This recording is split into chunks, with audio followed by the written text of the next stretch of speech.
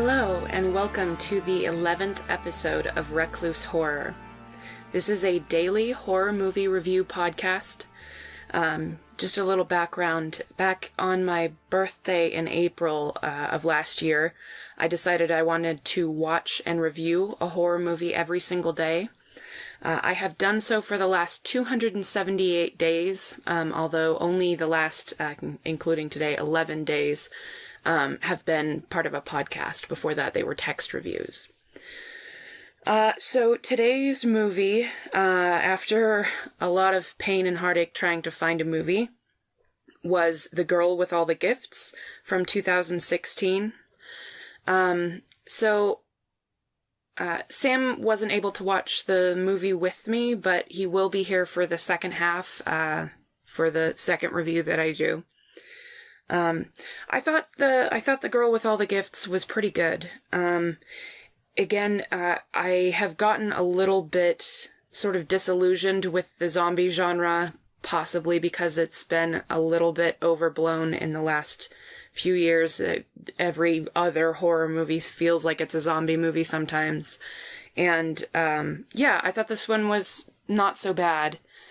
The premise of it essentially is that it takes place sometime after basically a zombie apocalypse. There are a number of survivors, but they don't seem to be very numerous. And there is a specific facility that is housing children with the intent of trying to find a cure. So this one was a little bit different than your standard, average rank and file zombie picture. There are some really unique things that they do with the sort of standard formula for a zombie film. They do play a little bit loose with their rules at times, which I sort of disliked. It's nothing egregious, but there are definitely a couple of times where it's like, no, wait, but based on what you've told us about the zombies, that shouldn't work. The lead is one of the children. Her name is Melanie, and she is fantastic. I'm not sure exactly how old she is. I'd say maybe like 11 or 10, something like that. And she has just the most winning personality. She's immediately likable within, I don't know, probably her first 3 lines, and she never loses it to me. There's some really great body horror, zombie contortion body horror in this, that's applied in different ways than I would say is standard for, again, zombie movies. The infection also doesn't take the same route, I believe, that a lot of other zombie movies do. The zombies also have a very interesting look to them. Pretty much, the trouble I'm having right now is that so much of this movie is a spoiler, especially if, like I said, you're a little bit disillusioned with the zombie genre. If I tell you the differences between this and another more regular sort of zombie movie, then it's going to take away all the impact of when it actually happens. So, I thought the pacing of the movie was pretty good. It's an hour and 50 minutes, which is, I think, a good length for the story. I think there wasn't very much that really needed to go to make it, fit the standard 90-minute movie sort of time frame. I think the pace was slightly on the slower side, but in a way that really helped establish the mood and the world that they were trying to create with this. All of the acting was really good. Specifically Melanie, she does a really great job, especially for such a young actress. But there were a few moments where I felt like things did get a little stretched for her. Very, very minor things. I think most people probably wouldn't pick up on them very much or think much of them. The cinematography was fairly on the standard side, but it was very good. I mean, there's no unnecessary camera shakiness, I felt like, and all of the shots are framed really well. The use of color is sort of interesting. There is a touch of symbolism to this as well. I don't know whether any of that symbolism has more. Some of it was a little hard to read, and I think it might have to do with, I believe this was a novel before it was a movie. I have not read the novel, if one exists, obviously. And I'm not sure how close this really gets to that specific formula. One thing I would note is that the lead character in Melanie does an incredible job of humanizing the characters around her, even when they are doing things that seem like something that certainly a human in our normal world situations would not really have to deal with, which I thought was interesting. One thing I probably could have done without in this movie was, and this is not the only horror movie that has done this, and certainly not the only zombie movie, but the way that they refer to the zombies in this movie is the hungries, which I just felt a little... It would make sense if that was the title that they were using around the children, so that it was a little less like, they're brain eaters or something like that. But for, a cast full of mostly adults, I mean, there are children, but a number of children, actually, but most of them are adults, and it just seems sort of silly to be referring to them as such. It's a very minor problem, and I certainly didn't feel like it really took too much away from the movie, but it did. I did think it was a little silly. There's definitely a little bit, and it's not very much, but a little bit of characters that do things that real people probably wouldn't do. They're really only minor. I can only really think of one thing that specifically comes to mind. I think there were a couple more that I remembered, or that I picked up on while I was watching it, but I only remember one specifically now, and it is pretty minor. No, now I remember two. But they're both fairly minor things. The movie, as far as the mood, I think the mood in the beginning is a touch darker than it really hits for most of the rest of the movie. I don't really find that a problem because they did sort of adjust. There was a curve there. It didn't just go straight from being super dark to super happy fun times or anything like that. But I did pick up on a slight difference in tone. The ending was very interesting. I thought it ended very well. I appreciated what they did with the story, although they do sort of lead it a little bit. You can, depending on exactly how much you're paying attention and to what, you might pick up on where it's going. But I did like it. It was definitely unique in this genre. I felt like it's not something I've seen done quite this way. And yeah, I don't really know that there's anything else that I can say about this one without spoilers. The characters are very interesting. Some of them are likable, some of them are not likable, and you pretty much feel about them the way that it's clear that the filmmakers are trying to frame them. So I just looked up whether or not this was a novel, and not only is this a novel, it's by someone named M.R. Carey. Not familiar with them. But he's the same person who wrote the screenplay for this, and he's the only one with a writer credit on this movie. So he must have written the entire thing by himself, which probably says that this is at least somewhat close to the novel, and definitely probably counts for some of the quality of this movie. The director, his name is Colm McCarthy. He's mostly done TV stuff, but he's done some really good shows. He did 2 episodes of a show called Ripper Street. I have not yet watched it, but I've heard good things about it. He did an episode of Doctor Who, an episode of Sherlock, 6 episodes of Peaky Blinders, an episode of Black Mirror, all pretty interesting things. I have no idea which episodes of what he directed, but there aren't any bad episodes of Sherlock, so whatever it was, I'm sure it was good. So, yeah, I mean, I think that's really all I have left to say about this. It's pretty interesting. As far as who I think would be interested in this, again, as you probably have picked up on, anyone who likes zombie movies, but has sort of gotten a little bit just sick of them, sick of the rank and file and just the standard formula. This definitely deviates from that in a number of ways that I think are positives for the most part. If you're looking for something that's sort of not necessarily a light-toned horror movie, but certainly not going for overblown, over-dramatized terror, I think this does a pretty good job of establishing the danger without trying to, freak you out in quite the same ways. The things that freak you out are not jump scares and dumb stuff like that. So, yeah, anybody looking for a decent horror movie, this is not a bad way to go. The tone is nice, the pacing is nice, the cinematography is fine, and the acting is excellent. Glenn Close plays a character in it, and some other people that I know from other things, but, she's the big name, and I just don't have time to look up everybody at this point in the evening. So, yeah, I would recommend this to a number of people.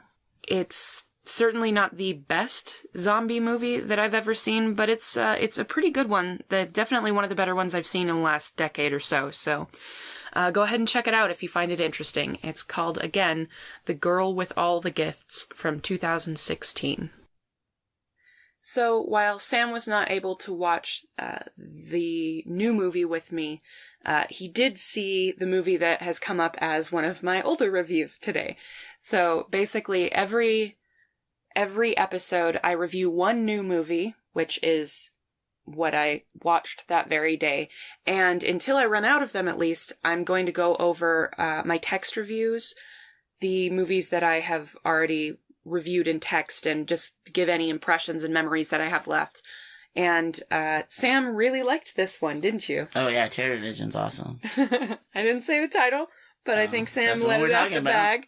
It's TerrorVision from 1986. So, Samuel, did you enjoy this movie? Yes, I like this one. I like this one. The one I like. It's not the one. You've liked a lot of the ones that... No, this is the only one. This is the only one. Okay. So TerrorVision basically is about a family that moves to a remote area in order to live out a sort of swinger lifestyle away from prying eyes. The family purchases and installs an apparently cheap satellite dish for TV that ends up giving them much more than they bargained for. So there are two pretty exceptional things about this movie in my estimation, and that's the art style of the costumes and the sets, and the practical effects. Sam, I'm sure there's more that you can add to that list. What did you like about this movie? I like everything about this movie. There's nothing I didn't like about this movie. Yeah. The practical effects are super interesting, and yeah. The design of the whole thing is like so good. It's very like stylized. Very much so. Like very just its own look, You know it's not like a part of actual reality. Right. It looks so good, and it's so interesting. It has its own like really unique feel. Mm-hmm. I like the acting in it too. All the acting I think is here's the thing, it's very campy. It's very campy. But I'm positive they did it on purpose. Well, yes, but there is some acting that I think is legitimately bad, that is not stylized bad. Most of it is stylized bad. I disagree. That's all I had. I just disagree with that. Definitely, it honestly, even the bad stuff, the stuff that in my estimation is bad, was... It fit in with the feel of the movie. This movie is definitely celebratory of the whole idea of a B movie. And again, we've talked about TerrorVision before. We mentioned it in, the first episode, wasn't it? Probably. Yeah, in New Year's Evil, the first episode we mentioned it. Because this movie is an incredible time capsule. It was made in 86, but again, it seems to have that sense of, it encapsulates the entire... self-aware. It does. It feels self-aware. And they can't know how... It's impossible for them to have known how much of a time capsule this movie was going to be, but they had to have had some sense of it, or they wouldn't have made the movie the way that they did. Either that, or they were just, like, really into the now. They were so into the 80s while living through it. So I'm guessing they were on the upswing of their cocaine addiction and not the downswing. Everybody in the movie is like a 80s stereotype or archetype. Mm-hmm. Yeah. Every single to the person. highest degree, not even. Yeah. Yep. The cast is there. It's got to be intentional. The level of like stereotypical behavior that everybody engages in on some level or another. So definitely, the movie definitely had a very singular vision of what the characters and the house should look like. Do you remember the house? How did you like the house? The house is amazing. I want that house. I know, it's so great. It's a fantastic house. There's great use of color in it. I'm gonna go ahead and say this. There's an indoor pool. Yeah, there is. It's incredible, and I want it. It's in their basement. Is it supposed to be in their basement? I think it's in the basement. Think it's supposed to be in the basement. Where do you think it is? It's like, I don't know, like the den, but they put a pool in there instead. Oh my goodness. I feel like they come down a flight of stairs. I think it's just sunken in. It could be sunken. Yeah, it could be a sunken den pool. Yeah. One of their classic sunken den pools. This tale as old as time. We love the 80s here. The effects aren't precisely realistic, but they definitely weren't going for realism, and again, it showed a really strong sense of style, like everything else in the movie. So, what is your favorite part of this movie? Oh, wow. Yeah. I thought you might like that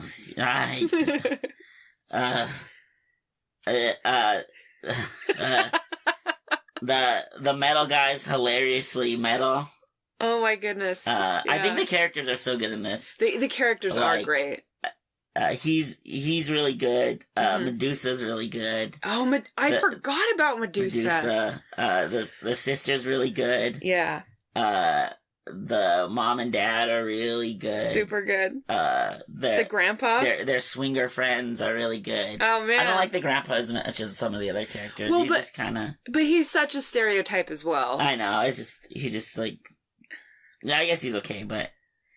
Both the grandpa and the kid, the son in the movie, I think are really... too specific stereotypes to, general. In unspecific. Sorry. It's like he's every kid in every movie, and the grandpa's really close to every grandpa in every movie, except for a few. Yeah. But I mean, the whole Nam vet. He's a Nam vet or Korean War vet or something. He's a vet. He's way into it. World War II. I don't know. But yeah, the characterization is really good. Everybody sort of acts exactly how you expect them to act, but not really in a negative way, I felt like, even though I didn't enjoy this movie as much as Sam did. So I think it's funny that I didn't remember her, because I just think of the family, really. But I think Medusa is my favorite character. So you can't see this. You can't see this, but Sam is... Spoiler alert. Sam is... Spoiler alert. This is a spoiler alert for the movie. Oh my god. It's not a spoiler. Sam was cupping his hands in front of his chest, indicating breasts. Because Medusa is... Stacked. She's stacked. That's not what I was gonna say. What were you gonna say? She's a parody of Booberella, yeah. The Great Simpsons character, Booberella. Of those horror... Yeah, any of those horror hosts where the main part of their job is to say sexual innuendos and have boobs. And Elvira.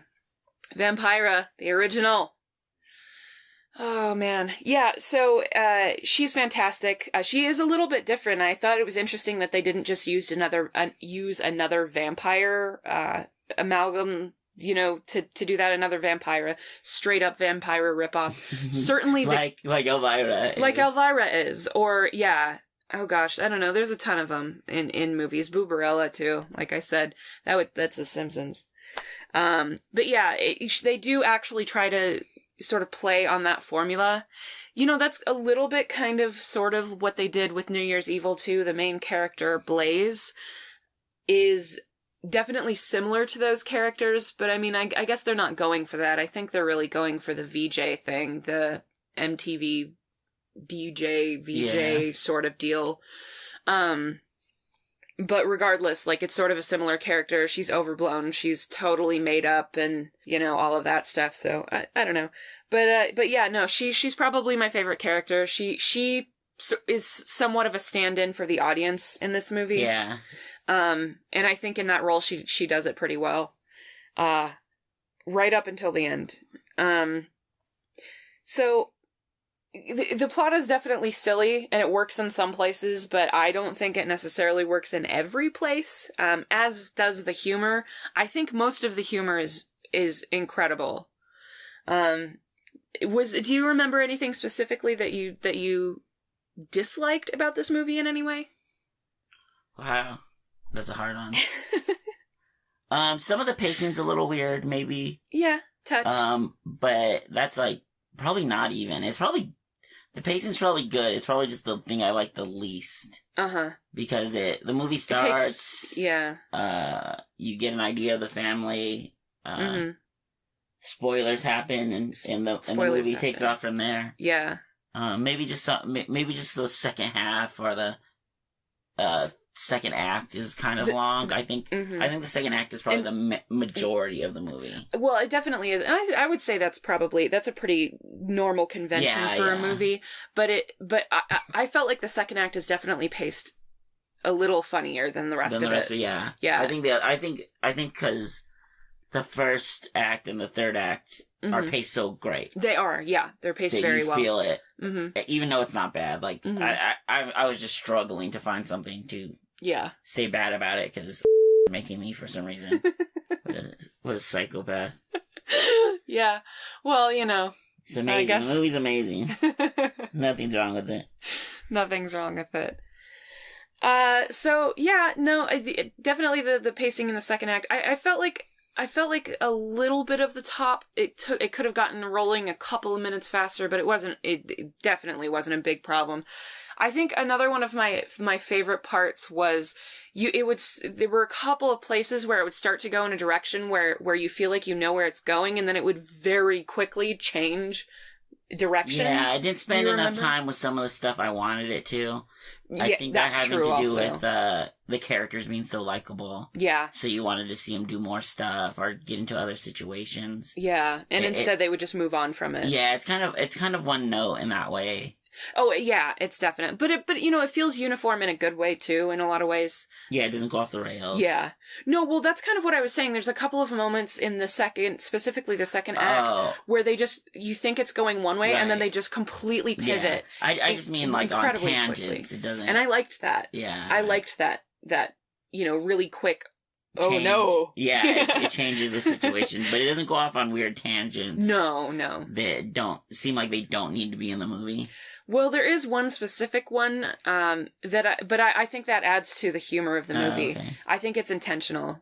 I'm gonna pause and tell you which one I'm talking about so we can discuss it. So, Sam, what did you feel about those parts that we discussed off air? I love all those parts. You know, I don't even know why you're talking to me about this movie. I'm just gonna be saying how all that stuff, all the humor is so self-aware, and I feel like even those parts are self-aware. No, they totally are. To go into a thing and then be like, nah, just kidding. Just kidding. That's not actually happening. Yeah. Just kidding.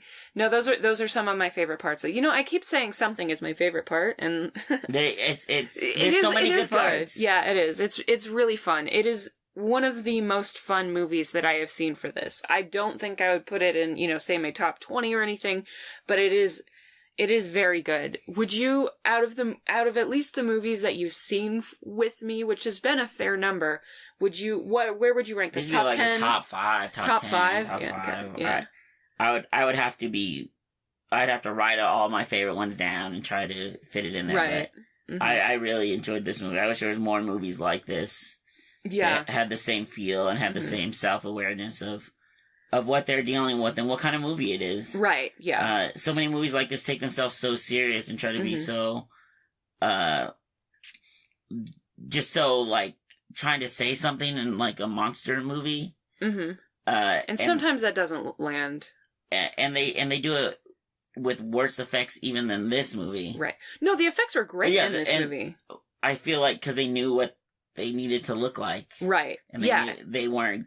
Like, they weren't trying to go for realistic. No, they're not going for realism at all. And I feel like that all that helps the feel, helps the mood, helps the enjoyment of the movie, because you don't feel like it's some serious movie that they just couldn't pull off. Right. It's not enjoyable. Right. Yeah, I would agree with some of that. I don't remember everything he said. It's super late right now. Yeah, I don't think there's anything wrong with trying to have a message in your movie. I do think genre fiction, that's sort of the point of it in a lot of ways, is that you can examine real world, modern day truths through sort of a lens a little bit, with a little bit of distance and perspective. However, this movie is the perfect epitome of the complete opposite of that, or maybe not perfect, but it's a very good example of doing the complete opposite of this. It's not supposed to do anything. It's not supposed to say anything. All it is supposed to make you laugh and maybe scream and, whatever. And I think it does that exceptionally well. Well, in, like, subtle ways it says stuff, too. And, like, not a lot, but just about the time and the way people... There's a little bit of it. But it's not... And that's another part of the appeal. It's not heavy-handed and it doesn't seem forced. No. And it's something you could probably not even notice in the movie that, and you wouldn't care. You would still enjoy the movie. There's definitely a slight tolerance message. Maybe not tolerance, but acceptance message. Like, a let your freak flag fly. Let it fry. I'm not in a fry. Let your freak Oh, god damn it. Frag fry. Let your freak frag fry. That was actually the subtitle to TerrorVision. I'm tired, and I'm also trying to set my sleep schedule to a normal hour, which means I've still got to be up for another 18 hours, so this is going to be a fun day. Yeah, you're not doing it. Let your freak flag fly. Oh my god. Kind of. I did it. It's kind of like that, because it's the characters are really, like... the swingers and the daughter is dating somebody who is a metalhead and, like... Yeah, and she's like... It celebrates all of their quirks. Yeah, exactly. Even with, like, the more normal characters, like the grandpa, he's like, a war veteran, and he's way into that. Yeah. Even that, they're really tolerant of him, like... doing kind of weird stuff. There's no judgment on any single character in this. They do not make, as far as my recollection goes at least, I don't think they do anything with this movie that, like, counts any personality trait of these characters as a negative. They don't, the movie is very funny. Yeah, and it doesn't really judge any of them. No, that's kind of what I was trying to say. Yeah, it's very non-judgmental in a really fun, accepting sort of way, and in a way that in the same way that it feels very 80s, it feels very un-80s, because it just seems so applicable to today. I feel like this is the 80s from the perspective of other freaks. So, I don't know. I really enjoyed that level of it. As far as, like, overwriting really strong messages beyond just the silliness, I think it just wants everybody to have fun, and I think this is a really good movie for that. I think everything contributes to that sense of fun. I bet the actors had just a blast making this movie. And, yeah, I mean, is there anything else that you wanted to say about this? Let's talk about the actors a little bit, or the director. Sure, okay. The, Diane Franklin? Ted Nicolau. The director is Ted Nicolau. I looked it up. I didn't know this, like, offhand. He's directed a few movies, a lot of like direct-to-video movies going towards the 90s. I'm surprised he didn't do more stuff, and actually the stuff I have seen in no way is anything like this movie. Like this movie, right? Because he did Subspecies, which I haven't seen. Oh, Subspecies, yeah. But I know about it and I've seen clips of it. Yeah. I would actually like to watch it eventually. Mm-hmm. And then he did a ton of video stuff. Mm-hmm. Eventually landing on... He did a bunch of a few other Subspecies movies. There's like 3, I think. Yeah. He eventually did Puppet Master versus Demonic Toys. Oh, wow. Which I haven't seen yet, but I'd like to see. Mm-hmm. Yeah, I would as well. I have to see like a few more Puppet Master movies to make it to that. Yeah, we watched 5? We watched 5 of them. In my text reviews, sort of recently, so it'll take a little while for me to get there. I did do 5 of the Puppet Master movies. They're actually still on Hulu, I think. So if you're listening to this right now and have wanted to watch the Puppet Masters, the first 5 are there, and I think the second, third, and fourth ones are all really good. The first one isn't bad. Yeah, it's hard. It's a little hard to get through. But 2, 3, and 4 are much better, and then 5 is kind of suck. And I've seen Demonic Toys, like I saw the first Demonic Toys when I was like 10 or 11, and I haven't seen any of those, but yeah, I haven't seen. But yeah, any. He directed that. I thought that was interesting, and I can't imagine so far none of these movies I think are as good as TerrorVision and what else has he done? In 2012 he did Devil Dolls. Oh. Devil Dolls. That was okay. It wasn't...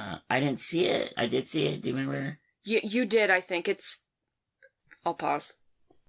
Okay, so that's a different Devil Dolls. This is Devil Dolls, one word. The one that we saw was The Devil's Dolls, which is different and not very good. I don't know whether Devil Dolls is any good, but it does have Phil Fondacaro, whom I love. So... maybe check that one out. Maybe I'll check that one out. Was there anything else? Was there any... a lot of the actors didn't do much. The dad, I don't remember his name, Stan. He did a lot of TV. He's been in a lot of stuff, but he's like a character actor or a background actor. Mm-hmm. The only person I really wanted to talk to about is OD. The metal guy. His name's OD. Oh, that's right. His name is OD. Yep. Okay. He was Uncle Rico in Napoleon Dynamite. He's been in other stuff as bit parts, but I thought that was funny when I saw that. That's funny. Wasn't the mom somebody?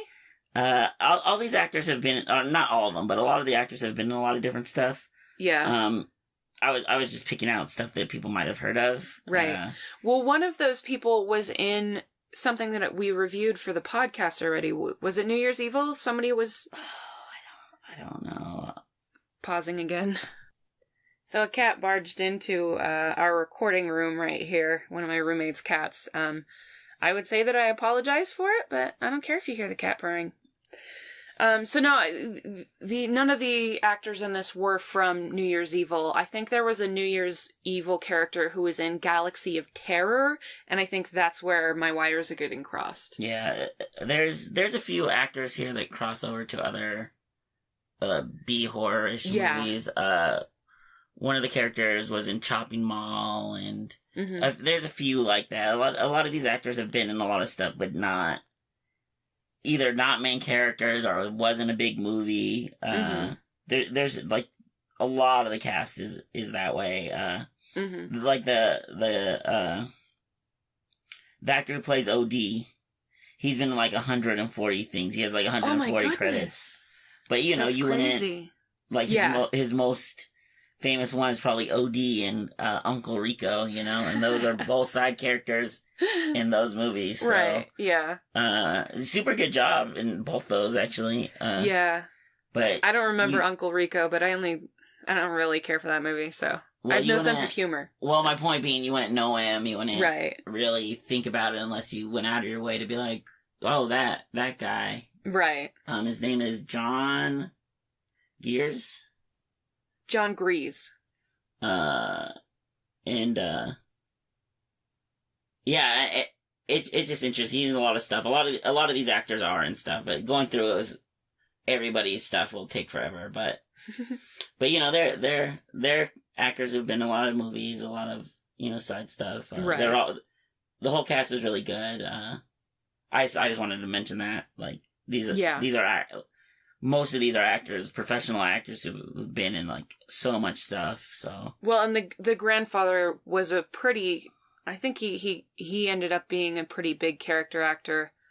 I think we spent enough time talking about how everybody is in stuff, though, so I think we should call that good.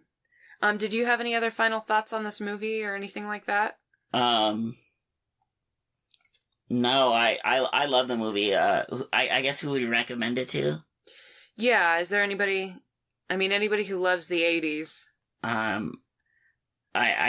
I have, like, I'm, like, very biased. I think everybody should watch and love the movie. Yeah. And if you watch and don't love the movie, then there's something wrong with you.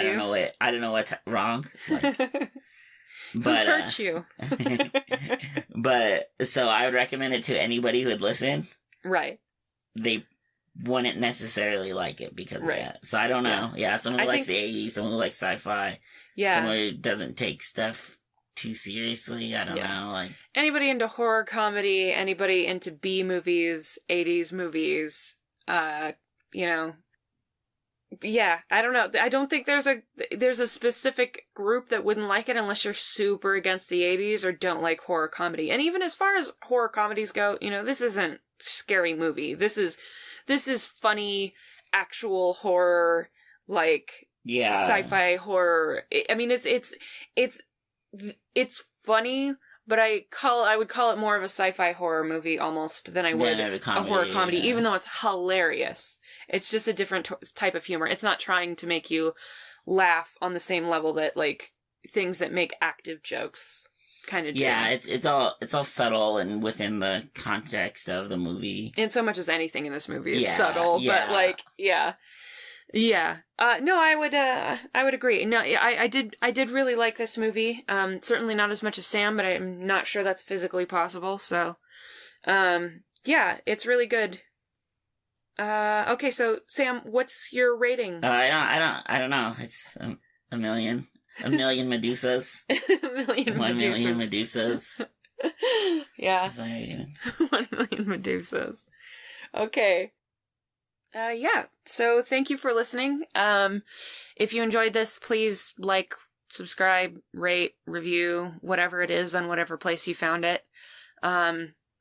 If you're looking to find it in another place, you can find it on Stitcher, Apple Podcasts, Podcast Addict, Google Play now, in case you don't have a, what's it called, like a podcast app of any kind. You can just get it off of Google Play, and I think it just goes into your regular music folder, and YouTube as well. So if you don't have a player, that's a good way to go to it. You can find me on social media as Recluse Horror on pretty much everything. Twitter, Facebook, Instagram, but I don't do anything on Instagram. Eventually I'll probably do something. Yeah. I think that's it. Sam, did you have anything else that you wanted to say? Nope. Are you enjoying my roommate's cat? Yeah. Yeah. Cats. They're great. Have a good evening.